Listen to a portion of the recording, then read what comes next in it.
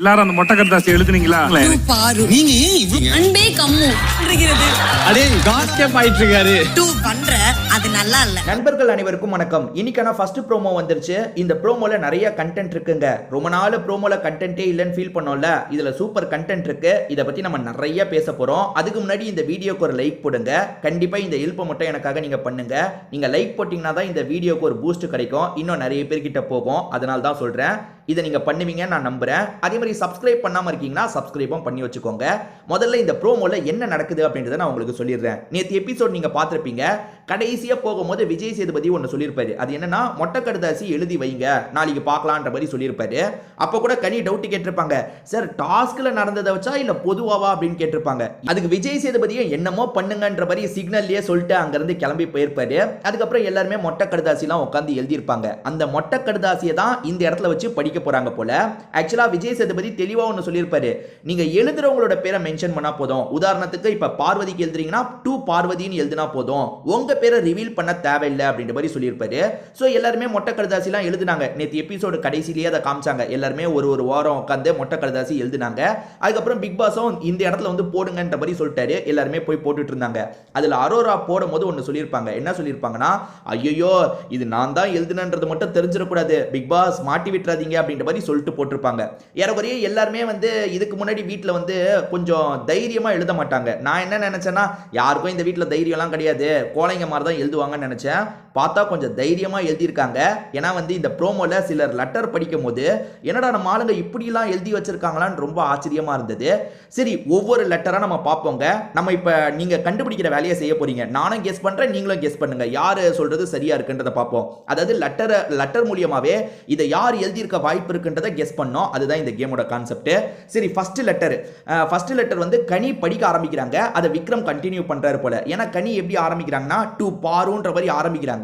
அடுத்ததா விக்ரம் அந்த லெட்டரை படிக்கிறாரு. சோ விக்ரம் வந்து பாருக்காக படிக்கிறாருன்னே நம்ம வச்சுப்போம். அது விக்ரம் எழுதின லெட்டர் இல்ல, யாரோ எழுதின லெட்டரை விக்ரம் படிக்கிறாரு. என்ன படிக்கிறாருன்னா, நீ ஏன் இவ்வளவு கேவலமான மைண்ட் செட்ல இருக்கன்ற மாதிரி விக்ரம் படிக்கிறாரு. பாருக்கு யாரோ இதை எழுதியிருக்காங்க, நீ ஏன் இவ்வளவு கேவலமான மைண்ட் செட்ல இருக்கன்னு எழுதியிருக்காங்க. யார் எழுதியிருக்க வாய்ப்பு இருக்கு? என்னோட கெஸ் கண்டிப்பா அரோரா தான். அதே மாதிரி ப்ரோமோலயே நமக்கு சில க்ளூலாம் தருவாங்க. அது எப்படின்னு பாத்தீங்கன்னா, ஒருத்தர் லெட்டரை படிக்கிறாங்கன்னா அந்த சமயம் அந்த நபரை காட்டுவாங்க. அப்படி வந்து அரோராவை நடுவுல காட்டுறாங்க. அப்ப அரோரா தான் இதை எழுதியிருக்க நிறைய வாய்ப்பு இருக்கு. அரோரா தான் வந்து பார்வதி மேல இந்த மாதிரி ஒரு அபிப்பிராயத்துல இருக்காங்க. ஏன்னா வந்து அவங்களோட மைண்ட் செட் கொஞ்சம் தப்பா இருக்குன்ற மாதிரிலாம் அரோரா தான் ஃபீல் பண்றாங்க. சோ அரோரா தான் எழுதியிருக்க அதிக வாய்ப்பு இருக்குன்னு நான் நினைக்கிறேன். இல்ல அரோரா எழுதியிருக்க வாய்ப்பு இல்ல, வேற யாராவது எழுதியிருக்க வாய்ப்பு இருக்குன்னா அது யாருன்றதை நீங்க மென்ஷன் பண்ணுங்க. அடுத்ததா சுபிக்ஷா படிக்கிறாங்க. சுபிக்ஷா எழுதினதை சுபிக்ஷா படிக்கல, பொதுவா ஒரு லெட்டர் எடுத்து படிக்கிறாங்க. அதுல என்ன தெரியுமா இருக்கு? அன்பே கம்மு, உன் குழந்தைத்தனத்தை பார்க்கும் போது யாரா இருந்தாலும் நெருங்கி வரதான் தோணும். அதாவது அன்பே கம்மு, நீ குழந்தைத்தனமா பண்றல, அதை பார்க்கும் போது யாரா இருந்தாலும் நெருங்கி வரதான் தோணுன்ற மாதிரி யாரோ எழுதியிருக்காங்க. இதை யார் தெரியுமா எழுதியிருப்பா? பார்வதி தான் எழுதியிருப்பாங்க. டவுட்டே வேணாம். அன்பே கம்முன்ற மாதிரிலாம் ஆரம்பிக்கிறாங்கல்ல, நிச்சயமா இது பார்வதி எழுதியிருக்க தான் ரொம்ப வாய்ப்பு இருக்கு.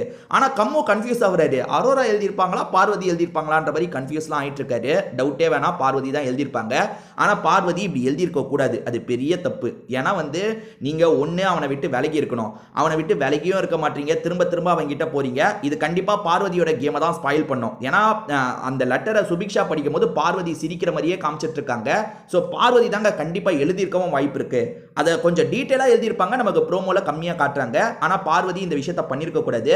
ஏன்னா பார்வதி ஒரு முடிவை எடுக்கிறேன்னு சொல்றாங்க, நான் அவனை விட்டு இதுக்கப்புறம் விலகி தான் இருக்க போறேன்னு சொல்றாங்க. ஆனா திரும்ப கம்மு கிட்ட போயிட்டு இருக்கிறது வந்து சரியில்லை, எனக்கு சரியா படல. அது கண்டிப்பா தப்பு தான். சோ தப்புன்ற இடத்துல நம்ம தப்பு தான் சொல்லணும். ஏன்னா வந்து அந்த ட்ராக்கை உடைச்சாகணும் யாராவது. அப்படி இல்லைன்னு வச்சுக்கோங்களேன், 3 பேரோட கேமும் தான் ஸ்பாயில் ஆகும். அந்த விஷயம் பார்வதி பண்றது பார்வதிக்கு தான் பேக் ஃபயர் ஆகும். நான் பார்வதின்னு நினைக்கிறேன். நீங்க வந்து வேற யாராவது எழுதியிருக்க வாய்ப்பு இருக்குன்னா அது யாருன்றதை மென்ஷன் பண்ணுங்க. அடுத்ததா எஃப்ஜே ஒரு லெட்டர் படிக்கிறான். எஃப்ஜே தான் இதை எழுதியிருக்கணும்ன்ற அவசியம் இல்லை, என்ன படிக்கிறான்றதை சொல்றேன். யாராவது இந்த கானா வினோத்தை நாமினேட் பண்ணி தொலைங்களேன். ஏன்னா 3 வாரமா அந்த மனுஷன் நாமினேஷன்லயே வராம தப்பிச்சிட்டு இருக்காருன்ற மாதிரி யாரோ எழுதியிருக்காங்க.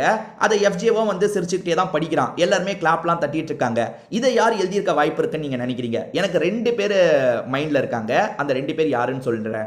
ஒன்னு வந்து எனக்கு வந்து சுபிக்ஷா மேல டவுட் இருக்கு, அதே மாதிரி ரம்யா ஜோ மேல டவுட் இருக்கு. ஏன்னா ரம்யா ஜோலாம் வந்து ஒவ்வொரு வாட்டி நாமினேஷனுக்கு சுபிக்ஷாக்கு வரும்போது பயப்படுறாங்க, சுபிக்ஷாவும் பயப்படுறாங்க. ஆனா இந்த கானா வினோத் தப்பிச்சிடுறாரு அப்படின்ற மாதிரி எல்லாருக்குமே ஒரு உறுத்தல் இருக்க தான் செய்யுது. ஏன் பார்வதி முதற்கொண்டே அந்த உறுத்தல் இருக்க தான் செய்யுது, என்ன இவர் மட்டும் தப்பிச்சிடுறாருன்ட்டு. ஸோ வந்து சுபிக்ஷா இல்ல ரம்யா ஜோ எழுதியிருக்க வாய்ப்பு இருக்குன்னு நான் நினைக்கிறேன். இது ரைட்டாவும் இருக்கலாம், தப்பாவும் இருக்கலாம். நீங்களுமே கெஸ் பண்ணி சொல்லுங்க. அடுத்ததா பார்வதி எந்திரிச்சு படிக்கிறாங்க.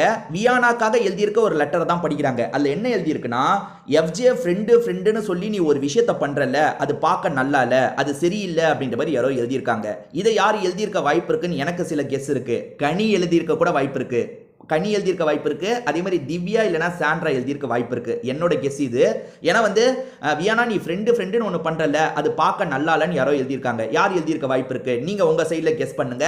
என்னோட கெஸ் கனி, அதே மாதிரி அப்படி இல்லைனா திவ்யா கூட எழுதியிருக்க வாய்ப்பு இருக்கு. திவ்யாவோ இல்லைனா சாண்ட்ரா எழுதியிருக்க வாய்ப்பு இருக்கு. இவங்க 3 பேர் தான் எனக்கு தோணுது. அடுத்த லெட்டரும் எஃப்ஜேக்கு தான் வந்திருக்கு. கானா வினோத் தான் அந்த லெட்டரை படிக்கிறாரு. இந்த லெட்டரை கண்டிப்பா நீங்க எல்லாருமே கெஸ் பண்ணுங்க. நீங்க மற்ற லெட்டரை கெஸ் பண்ணி கமெண்ட் பண்ணலனாலும் பரவாயில்ல, இந்த லெட்டர் யார் எழுதியிருக்க வாய்ப்பு இருக்குன்றதை மட்டும் கெஸ் பண்ணுங்க. ஏன்னா எனக்குமே ரொம்ப குழப்பமா இருக்கு இந்த யார் எழுதியிருப்பாங்கன்ட்டு. சரி, கானா வினோத் என்ன படிக்கிறாருன்றதை நான் முதல்ல சொல்லிடுறேன். முதல்ல உன் தலை போட்டியில கான்சென்ட்ரேட் பண்ணு. யார? எஃப்ஜேவை. முதல்ல உன் தலை போட்டியில கான்சென்ட்ரேட் பண்ணு. அதை விட்டுட்டு தலை தீபாவளிக்கு கான்சென்ட்ரேட் பண்ணாத அப்படின்ற மாதிரி போட்டிருக்கு. அதாவது எஃப்ஜே வியானா பின்னாடி சுத்திட்டு இருக்கான்ல, கல்யாணம் முடிஞ்சா ஃபர்ஸ்ட் வர தீபாவளியா தலை தீபாவளின்னு சொல்லுவாங்கல்ல, நீ அதுக்கு பிளான் பண்ணாத. வியானா பின்னாடி சுத்தி அதுக்கு பிளான் பண்ணாத, தலை போட்டியில மட்டும் நீ பிளான் பண்ணு. அதாவது தலையா இருக்கிறதுல மட்டும் பிளான் பண்ணுன்ற மாதிரி யாரோ எழுதியிருக்காங்க. அப்ப இவங்க 2 பேரோட ஃபேஸை காட்டுறாங்க. யாரா இப்படி எழுதியிருக்கான்ற மாதிரி யோசிச்சுட்டு இருக்காங்க. யார் எழுதியிருக்க வாய்ப்பு இருக்குன்றதை கண்டிப்பா கெஸ் பண்ணுங்க. நீங்க மற்ற விஷயத்தை கெஸ் பண்ணி கமெண்ட் பண்ணலனாலும் பரவாயில்ல, இந்த விஷயத்தை, அதாவது இந்த லெட்டரை இவங்க தான் எழுதியிருக்க வாய்ப்பு இருக்குன்னு, யார் எழுதியிருக்க வாய்ப்பு இருக்குன்றதை கண்டிப்பா கெஸ் பண்ணுங்க. என்ன பொறுத்த வரைக்கும் அதான் சாண்ட்ரா அப்படி இல்லைனா திவ்யா தான் இதையும் எழுதியிருக்க வாய்ப்பு இருக்குன்னு நான் நினைக்கிறேன். ஸோ எனக்கு அப்படிதான் தோணுதுப்பா. கடைசியா விஜய் சேதுபதி என்ன சொல்றாருன்னா, இது நல்லா இருக்குன்ற மாதிரி சொல்லிட்டாரு. அதாவது எல்லாருமே வந்து கொஞ்சம் தைரியமா எழுதியிருக்கிறதா பாராட்டுறாரா என்னன்னு தெரியல. இதுக்கு முன்னாடி நம்ம ஆளுங்க வந்து மனசுல இருக்கிறத வெளியே சொல்லவே மாட்டாங்க. ஒரு மாதிரி பூசி முழுகின மாதிரி சொல்லுவாங்க. இதுல ஓப்பனா அடிச்ச மாதிரி தெரியுது. அதுவும் எஃப்ஜே வியானாவை குறி வச்சு 2-3 பேர் அடிச்சிருக்காங்க. அது யாருன்றதை இன்னைக்கு எபிசோட்ல நம்ம பார்க்கலாம். நீங்களும் கண்டிப்பா அந்த கடைசி இதை மட்டும் கெஸ் பண்ணி எனக்கு கமெண்ட் பண்ணுங்க. கண்டிப்பா பண்ணுவீங்கன்னு நம்புறேன். திரும்பி வேற ஒரு வீடியோல நம்ம பார்ப்போங்க.